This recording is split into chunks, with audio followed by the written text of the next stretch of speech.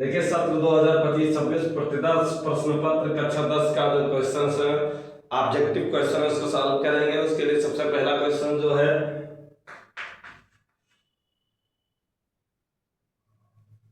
निम्नलिखित में से कौन सा सह अभाज्य संख्याओं का युग्म है, जिसमें ऑप्शन ए दिया है 14, 35, ऑप्शन बी है 18, 25, ऑप्शन सी है 31, 93 और ऑप्शन डी है 32, 62।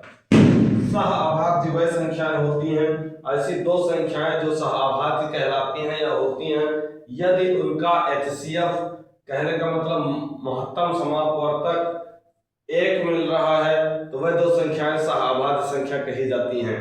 तो इनमें हम चेक कर लेंगे कि इनके दो कौन सी ऐसी दो संख्या युग्म है जिनका HCF मासा 1 मिल रहा है तो उनको हम सह अभाज्य कह देंगे।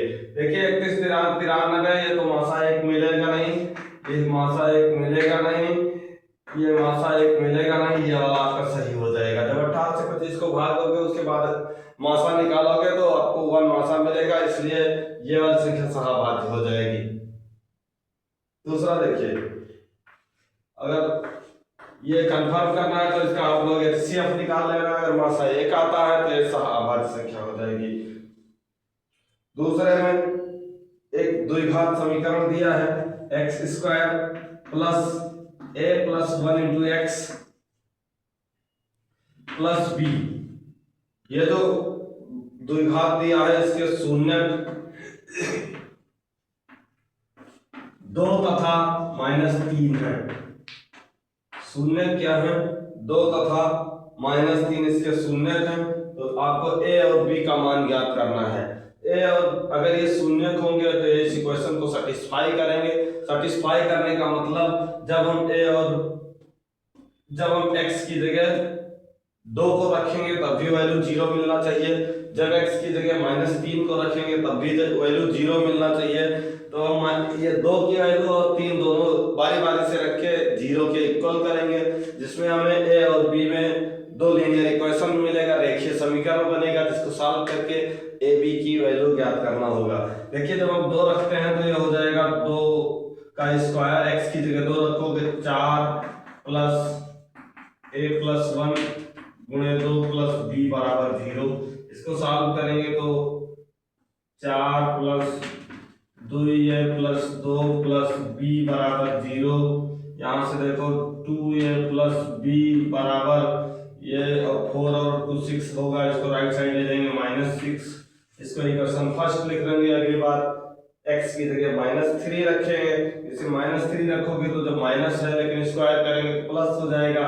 ये होगा 9 प्लस यहाँ -3 रखोगे तो ये हो जाएगा मल्टीप्लिकेशन करने पर -3a, थोड़ा डायरेक्ट लिख दे रहे हैं, -3 प्लस b इक्वल 0। इसको सॉल्व करोगे तो -3a प्लस b इक्वल, यहाँ से 9 -3 होगा +6 होगा, लेकिन राइट साइड जाएगा तो -6 हो जाएगा। या इधर माइनस है तो पूरे इक्वेशन को माइनस से जब हम गुणा कर देंगे तो यहाँ आएगा 3a माइनस b बराबर 6। ये दोनों इक्वेशन सॉल्व करके a b की वैल्यू ज्ञात करना है।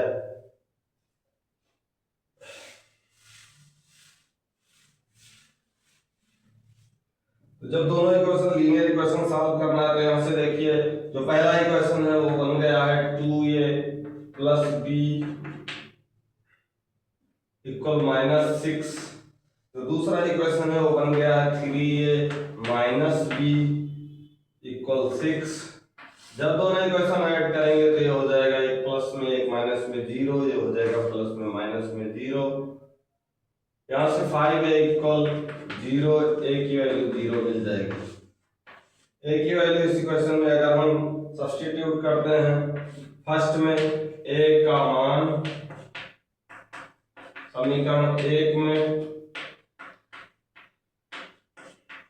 रखने पर 2a की जगह 0 प्लस b बराबर -6, ये हो जाएगा 0 तो b बराबर -6। इसका आंसर हमें मिल जाएगा a बराबर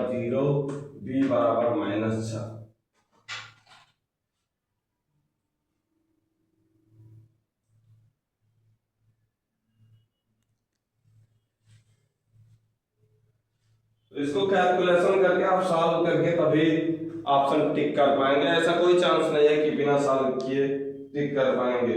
ए इक्वल 0 इसका ऑप्शन डी सही होगा।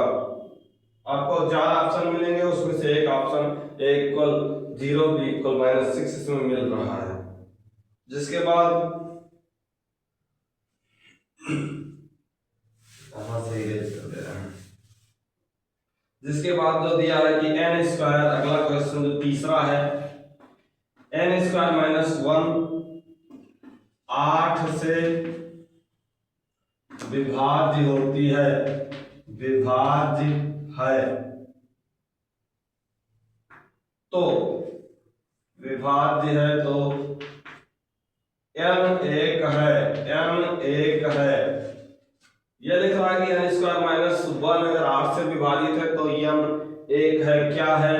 जिसमें ऑप्शन दिया है पूर्णांक है, n पूर्णांक रखने पर ऐसा मिलेगा कि दूसरा प्राकृतिक संख्या है कि प्राकृतिक संख्या पर ऐसा मिलेगा। तीसरा विषम संख्या है।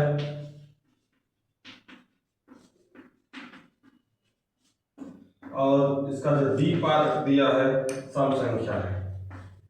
तो इसको आपको पूर्णांक लेकर n की जगह रख के सॉल्व करके चेक करना पड़ेगा।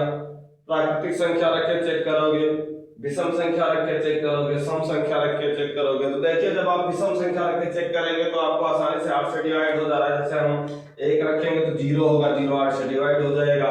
फिर 3 अगर रखते हैं तो 3 यहाँ तो 3 n की जगह 3 रखेंगे तो 3 स्क्वायर -1 बराबर 9 -1 बराबर 8, 8 से डिवाइड होगा।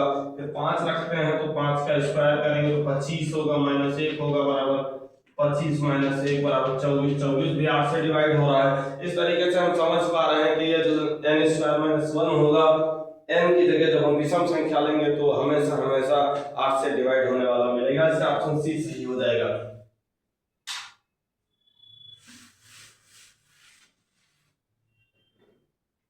इसके बाद जो अगला क्वेश्चन 4 नंबर है,